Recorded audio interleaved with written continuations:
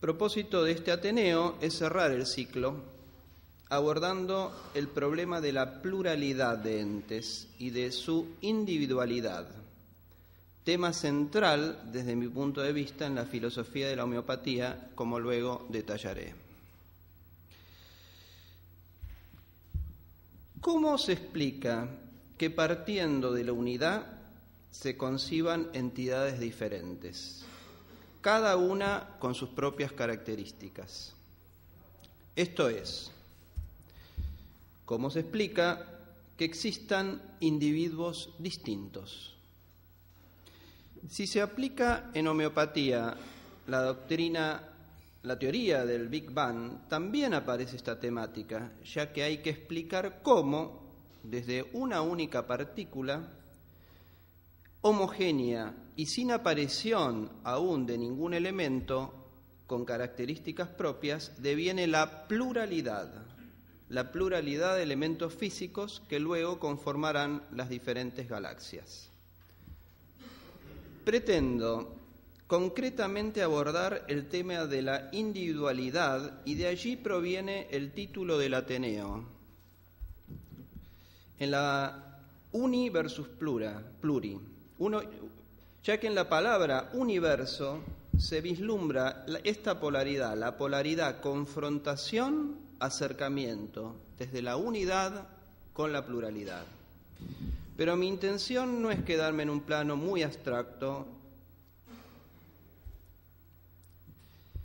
Este tema ya ha sido problematizado por varios filósofos y se relaciona con la búsqueda de un principio de individuación, en latín principium individuationis, que designa aquello que condiciona y posibilita la individualidad y concreción de cada ente y que explica la pluralidad y la diferencia de los individuos.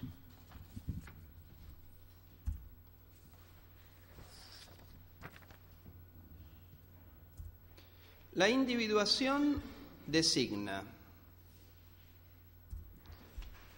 la particularización de lo universal, lo unitario en el ser singular. Por ejemplo, la particularización de la sustancia del universo en las cosas singulares, la de la humanidad en los pueblos y seres humanos singulares. O la individuación también puede designar el proceso del hombre por el cual éste deviene él mismo, un yo, proceso en el curso del cual la conciencia de la individualidad propia, es decir, de la diferencia respecto de los demás, se construye paulatinamente. Esta amplia gama de posibilidades, que incluye desde cualquier entidad del universo hasta el ser humano, parte de la etimología, justamente individuo, del latín individuum, aquello que es indiviso, dado que el individuo no es divisible sin perder la condición de ser tal cosa en particular. Citando a Baniano, el problema de la individuación es el problema de la constitución de la individualidad a partir de una sustancia o naturaleza común, la constitución de este hombre o de este animal a partir de la sustancia hombre o de la sustancia animal, por ejemplo. El problema aparece sobre todo si se adopta esta vía sustancialista al considerar la individuación, pero persiste si la vía es el esquema ilemórfico aristotélico. Según Laura Bossi, así, en la escala de los seres observables por nuestros sentidos o mediante instrumentos como los microscopios, se puede plantear la individualidad de los componentes inorgánicos estables, como los cristales, de las macromoléculas orgánicas, de los organismos unicelulares más diminutos y de los organismos multicelulares. Y se puede buscar los grados de individuación en las colonias de organismos, en las sociedades animales o humanas, en las especies vivas o incluso en el conjunto de la vida, o en la Tierra concebida como organismo, o en todo el universo. Así que, como ven, el concepto es sumamente amplio, pero nos vamos a circunscribir.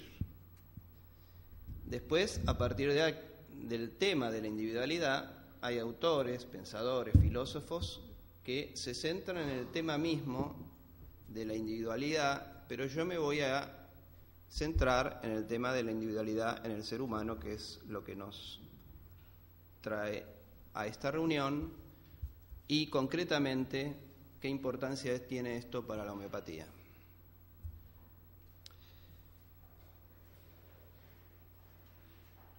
Bien, centrándonos en nuestro tema, el hombre, citaré a Laura Bossi. Ciertamente, filósofos y teólogos debatían qué era lo realmente propio del individuo, lo que denominaban el principio de individuación.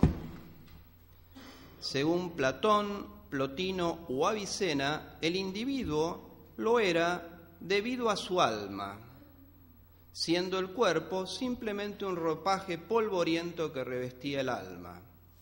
Según Aristóteles, Averroes, Alberto el Grande, Tomás de Aquino, la individuación partía del cuerpo, materia en la cual se encarna el alma. Bien, entonces, el alma como principio de individuación o el cuerpo, materia en la cual se encarna el alma. Otros han buscado el principio de individuación en la exeidad, como Duns Scoto, o en la existencia singular en un lugar y tiempo determinados, como Leibniz o Schopenhauer. Pero en la actualidad, dado que en ciencia ha sido desterrada la idea del alma, desapareciendo así el problema del dualismo alma-cuerpo para la ciencia actual, el concepto de individuo se ha desplazado al individuo biológico como muestra de una especie. Se ha objetivado al ser humano, apareciendo así diferentes consideraciones que han dado los evolucionistas respecto de este concepto. Así, Wilson ha definido al individuo como una combinación efímera de genes. Dawkins como un instrumento de supervivencia de lo que se denominó el gen egoísta. Los biólogos moleculares como Albers, Bray y Lewis como un sistema químico autónomo que se autopropaga. O Jacob como un integrón, más complejo que una célula, pero menos que una sociedad. Por último, para los seguidores de los modelos cibernéticos, un individuo es un haz de información, un proceso. Bien, vamos a entrar en el terreno de nuestro. En homeopatía frecuentemente hablamos que nuestros tratamientos son individualizados, que no se tratan enfermedades, sino enfermos, que la enfermedad se curará en la medida en que hallemos un remedio que cure al paciente en la totalidad de su desequilibrio, como individuo que está enfermo. A la vez, aseguramos que lo correcto es referir que la persona no es un remedio, una sustancia medicamentosa, sino que padece de la misma, ya que lo contrario sería caer en una especie de reduccionismo inaceptable, por lo menos para muchos. Por lo tanto, y estos dos ejemplos va a recorrer y va a llegar al final del Ateneo, así que ténganlos en mente. Por lo tanto, si por ejemplo el simílimum de un paciente asmático, inseguro y anticipado, fuera Lycopodium 210, y el de otro paciente con un eczema atópico, desvalido pero autoritario, Lycopodium 210, los mismos no serían individuos idénticos, ya que ambos padecen de, pero no son Lycopodium, dinamización 210. La pregunta, sin embargo, es, ¿la enfermedad que ambos padecen es la misma? Si no lo fuera, ¿de qué nos habla que los remedios prescriptos en cada caso, Lycopodium 210, misma sustancia, misma dinamización, idénticos en sus propiedades físico-químicas y también desde el punto de vista homeopático dinámicas, y curen dos enfermedades diferentes? Si fueran idénticas, ¿por qué en un caso asma bronquial y en el otro eczema? Estas preguntas pueden considerarse con una única respuesta y la podría dar un estudiante avanzado de homeopatía. Diría fácilmente, la enfermedad es la misma, por eso el similimun es el mismo. Sin embargo, la manifestación de dicha enfermedad es diferente, de acuerdo a la idiosincrasia de cada paciente. Los síntomas, sean los estrictamente homeopáticos, sean los correspondientes a la entidad clínica, también homeopáticos, pero comunes a dicha entidad clínica, son la manifestación externa, fenoménica del desequilibrio interno. Ahora bien, ¿a qué obedece la idiosincrasia?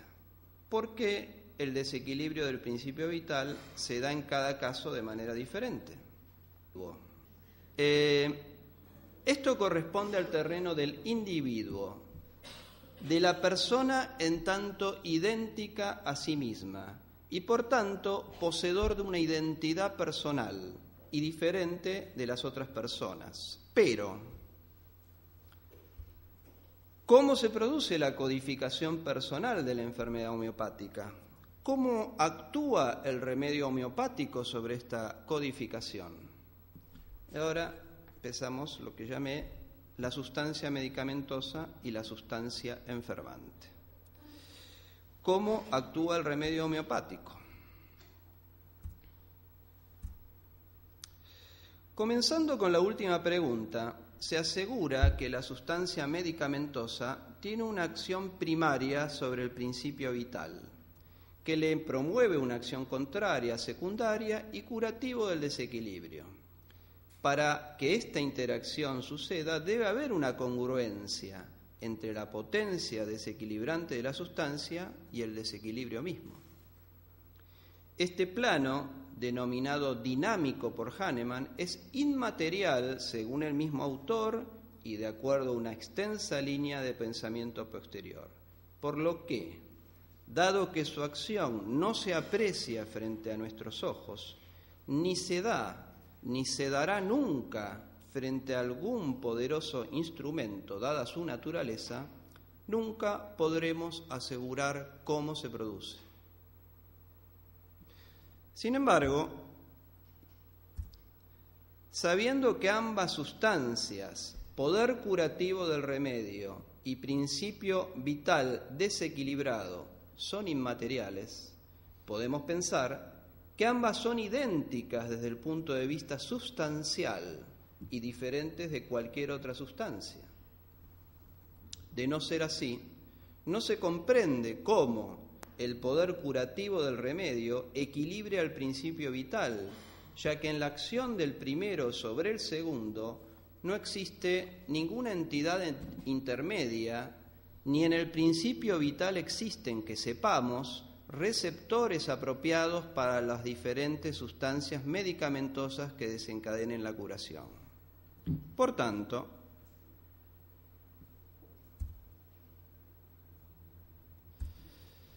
podemos postular que en el ámbito de las causas, como expresaría Kent, Lycopodium 210 es idéntico a la enfermedad sustancial que presentan ambos pacientes con manifestaciones diferentes en cada caso, asma y eczema.